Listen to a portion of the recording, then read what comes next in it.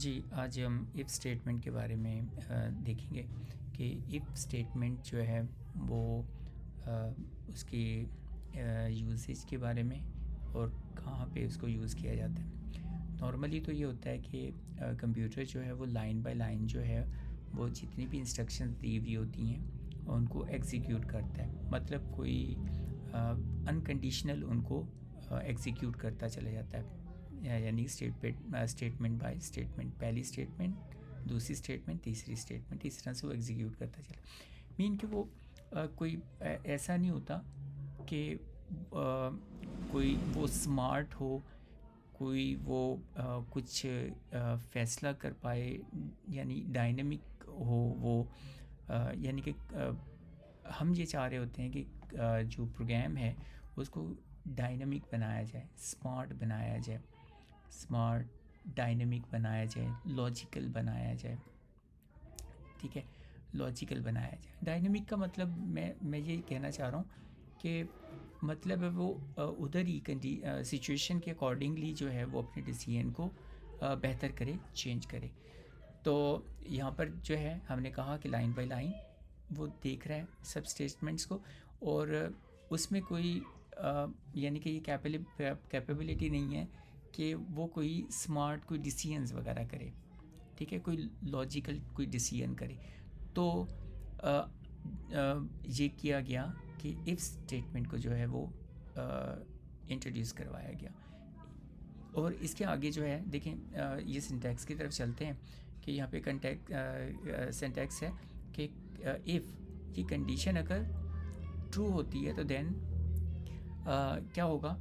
ये कंडीशन अगर ट्रू हो गई तो देन क्या होगा, देन कंप्यूटर जो है इफ़ स्टेटमेंट के अंदर जो लिखी हुई जो स्टेटमेंट्स होंगी उनको एग्जीक्यूट करेगा। ठीक है, अब क्योंकि कंडीशन जो लगाई थी उस कंडीशन के पूरा यानी कंडीशनल है इनकी एग्जीक्यूशन। ठीक है, तो अगर कंडीशन ट्रू होगी तो देन वो इनको एग्जीक्यूट करेगा। अदरवाइज़ जो है वो क्या करेगा, अगर फॉल्स हुआ, अगर यहाँ पे फॉल्स हो गया, अगर कंडीशन फॉल्स हो गई तो इसने यहाँ से स्किप कर जाना है। इन तमाम जो स्टेटमेंट्स हैं जो इफ़ के अंदर लिखी हुई हैं इनको वो स्किप कर जाएगा। ये तो हो गया कि इफ़ कंडीशन को यूज़ करने से हमने कंप्यूटर को क्या किया, स्मार्ट किया, और कंप्यूटर को जो है वो लॉजिकल किया कि वो खुद से डिसीजन खुद से फैसला करने के काबिल हो गया, काफ़ी स्मार्ट हमने कर दिया। और इस तरह से वो ये नहीं कि लाइन बाय लाइन जस्ट वो मूव करेगा, एक लाइन और अनकंडीशनली दूसरी लाइन, अनकंडीशनली तीसरी लाइन को वो एग्जीक्यूट कर देगा।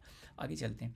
आगे ये है कि हम देखते हैं कि ये कंडीशंस जो हैं वो कहाँ पर हम ये यूज़ करते हैं।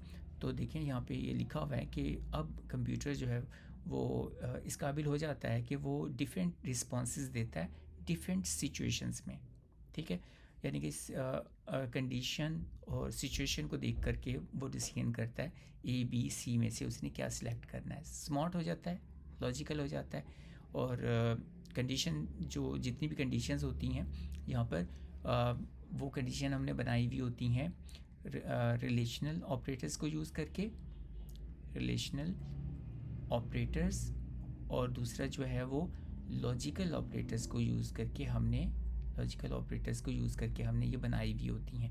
और इन दोनों का जो आउटपुट होता है दोनों स्टेटमेंट का वो होता है ट्रू या फॉल्स। ये दो होते हैं उनके रिजल्ट्स।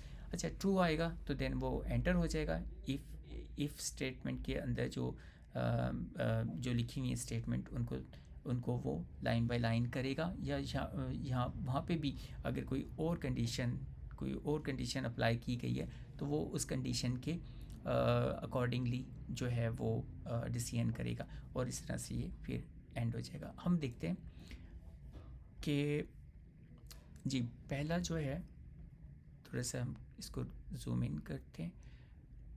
जी, पहला जो बनाया हुआ है ना प्रोग्राम वो ये कि हमने ना एक चेक करना है ऑनलाइन शॉपिंग डिस्काउंट के डिस्काउंट जो है वो मिलेगा कि नहीं मिलेगा। ठीक है, हमने जो है टोटल बिल बना 6000, ठीक है।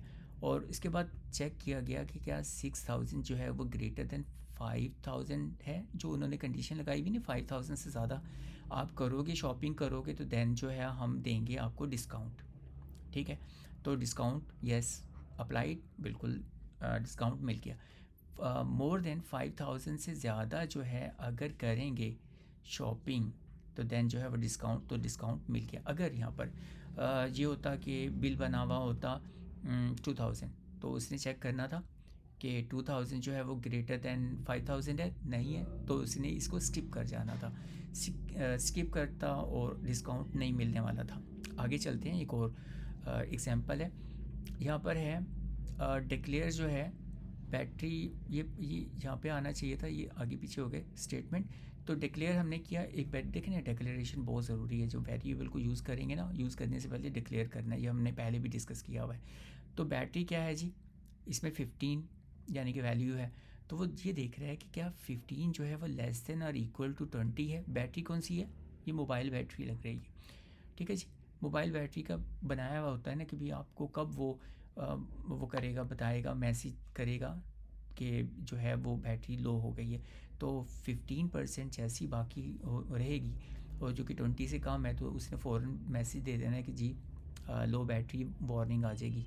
और फिर नेक्स्ट है जी हमारे पास स्कूल रिज़ल्ट्स। आपको पता ही है कि एक स्टूडेंट ने जो है वो मार्क्स लिए हैं, 75 मार्क्स अगर होंगे अगर किसी स्टूडेंट के, और जो कि ग्रेटर देन और इक्वल टू, ये जो कंडीशन इन्होंने लगाई है, ये बिल्कुल कंडीशन जो है ये वैलिड है। 75 मार्क्स हैं, 50 से ज़्यादा हैं, तो ये पास होगा। अगर मार्क्स होते 25, ठीक है, 25 क्या ग्रेटर देन और इक्वल टू 50 है, नहीं है बिल्कुल भी, तो फिर क्या होना था, उसने इसको स्किप कर जाना था, पास का वर्ड ही नहीं आना था स्क्रीन पर।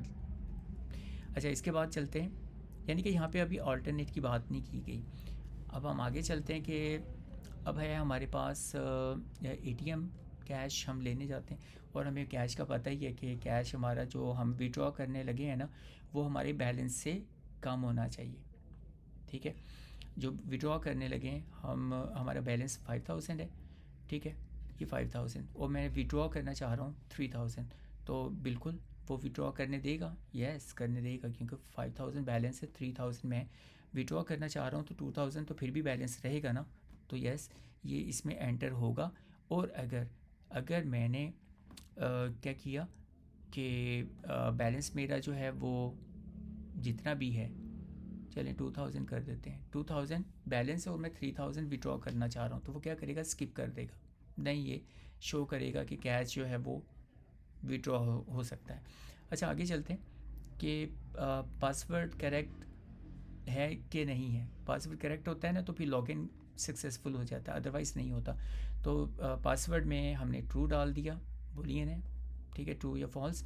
चलें जी, पासवर्ड हमारा ट्रू हो गया, तो देन क्या करेगा, ट्रू होने पर वो अंदर एंटर हो जाएगा और ये आउटपुट कर देगा, ये लिखा हुआ आ जाएगा, यस लॉगिन सक्सेसफुल। अगर ऐसा नहीं हुआ, ये यहाँ पे ट्रू नहीं बल्कि फॉल्स था, अगर फॉल्स हम लिख देते हैं, तो देन क्या होगा, ये फॉल्स हो गया, तो इसने क्या करना है, ये जो ये स्टेटमेंट जो है वो स्किप हो जाएगी, वो इसको डिस्कार्ड कर देगा, ठीक है, नहीं जाएगा अंदर। तो ये था हमारे पास एक इफ़ स्टेटमेंट के बारे में, कि इफ़ स्टेटमेंट प्रोग्राम को लॉजिकल बना रही है, स्मार्ट बना रही है। हम चाहते हैं कि हमारे प्रोग्राम भी हमारी तरह फ़ैसला करें, तो फ़ैसला वो कब करेंगे, जब हम उन्हें कंडीशनल स्टेटमेंट के इस्तेमाल को यूज़ करते हुए उन्हें लॉजिकल बनाएंगे।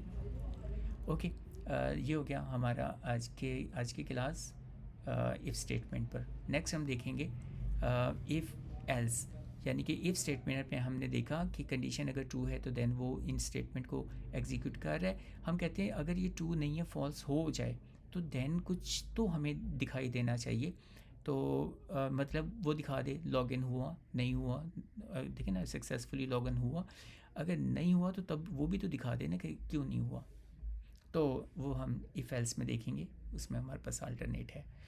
ओके जी, अल्लाह हाफिज़।